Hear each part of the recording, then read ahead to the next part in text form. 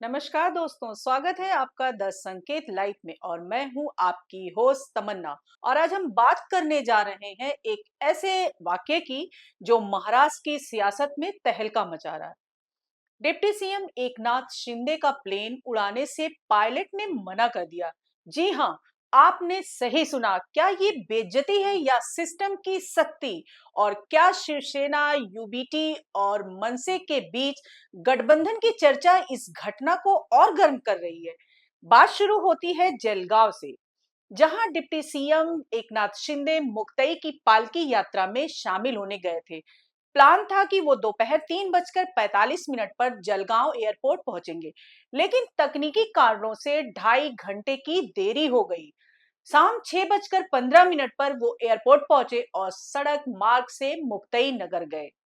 वहां मुक्तई मंदिर में दर्शन करने के बाद रात 9:15 पर वो वापस जलगांव एयरपोर्ट लौटे।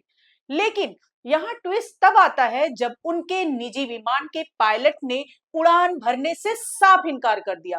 कारण, पायलट ने कहा कि उनकी ड्यूटी के घंटे खत्म हो चुके हैं और फ्लाइट का समय भी निकल चुका है।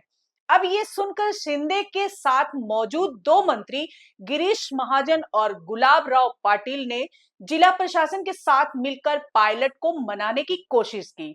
45 मिनट की बातचीत के बाद आखिरकार पायलट मान गया और फ्लाइट मुंबई के लिए उड़ गई। लेकिन दोस्तों, ये कोई छोटी बात नहीं है। एक डिप्टी सीएम को एयरपोर्ट पर फंसना पड़े, ये अपने आप में बड़ा सवाल उठाता है। क्या ये डीजीसीए नियमों की सख्ती थी या फिर कुछ और? सबसे खास बात, शिंदे ने इस दौरान एक नेक काम भी किया। उन्हें पता चला कि एक दंपति जिन्हें किडनी सर्जरी के लिए मुंबई जाना था, फ्लाइट छूटने की वजह से एयरपोर्ट पर फंसे थे। शिंदे ने अपने निजी विमान में उन्हें जगह दी और मुंबई में एम्बुलेंस की व्यवस्था भी करवाई। अब चलते हैं महाराष्ट्र की सियासत की सबसे हॉट खबर की ओर। उद्धव ठाकरे और राज ठाकरे के बीच गठबंधन की चर्चाएं सियासी गलियारों में आग की तरह फैल रही है।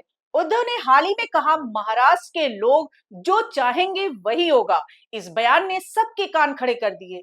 आणखी एक विषय आहे, संपूर्ण महाराष्ट्राचं लक्ष लागलंय की राज ठाकरे उद्धव ठाकरे कधी एकत्र येणार.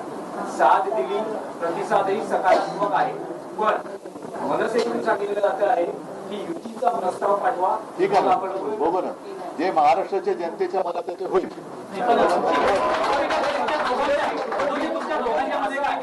क्या सालों से अलग थलग रहे ये चचेरे भाई अब मराठी मानुस के लिए एकजुट होने वाले हैं? महाराष्ट्र की राजनीति में ठाकरे बंधुओं का नाम किसी परिचय का मोहताज नहीं है। एक तरफ उद्धव ठाकरे जो शिवसेना यूबीटी के प्रमुख हैं, तो वहीं दूसरी तरफ उनके चचेरे भाई राज ठाकरे जो एमएनएस यानी महाराष्ट्र नवनिर्माण सेना के संस्थापक हैं। 2006 में शिवसेना से अलग होकर राज ने एमएनएस बनाई थी और तब से इन दोनों भाइयों के बीच रिश्ते ठंडे रहे हैं। लेकिन अब 2024 के लोकसभा और विधानसभा चुनाव में दोनों पार्टियों के खराब प्रदर्शन के बाद एक नए गठबंधन की अटकलें शुरू हो गई हैं। उद्धव ठाकरे ने हाल ही में कहा, महाराष्ट्र के लोग जो चाहेंगे वही होगा। इस बयान ने सियासी गलियारों में हलचल मचा दी है।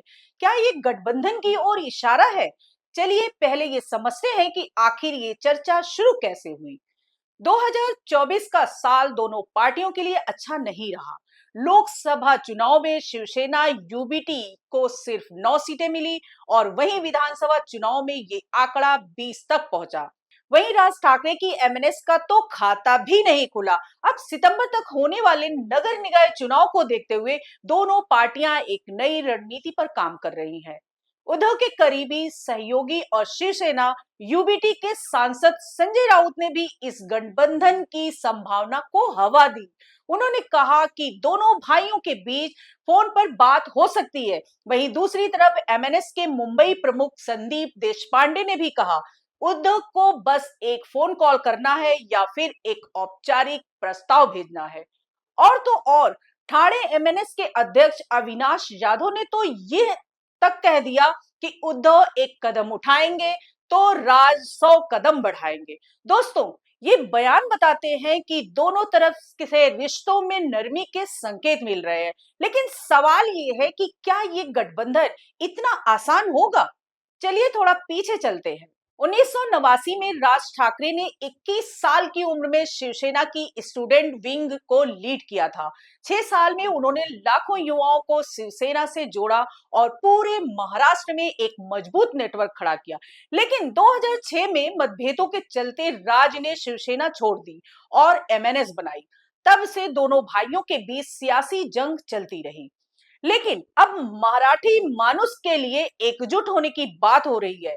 राज ठाकरे कहते हैं कि मराठी हित के लिए एक होना मुश्किल नहीं है, और वहीं उद्धव कहते हैं कि वो छोटी मोटी लड़ाइयों को नजरअंदाज करने को तैयार है। तो क्या ये पुरानी करवाहट अब खत्म होने वाली है? इस खबर पर महाराष्ट्र के बाकी नेताओं की क्या प्रक्रिया है? उप मुख्यमंत्री एकनाथ शिंदे, जो बीजेपी के साथ महायुति गठबंधन में है, ने इस पर टिप्पणी करने से इनकार कर दिया। लेकिन उन्होंने दावा किया कि महायुति निकाय चुनाव में जीत हासिल करेगी। वहीं एनसीपी नेता अजित पवार ने मजेदार अंदाज में कहा, रेल इंजन एमएनएस और मशाल शिवसेना यूबीटी एक साथ आएंगे या नहीं, ये उनको तय करना है। और मुख्यमंत्री देवेंद्र फडणवीस ने तो साफ कह दिया, ये दो भाइयों की बात है, हमें इसमें कोई दिलचस्पी नहीं। तो दोस्तों, सवाल ये है कि क्या शिवसेना यूबीटी और एमएनएस का गठबंधन महाराष्ट्र की सियासत में भूचाल लाएगा? क्या उद्धव और राज एक बार फिर एक मंच पर दिखेंगे? और क्या ये गठबंधन नगर निकाय चुनाव में महायुति को टक्कर दे पाएगा?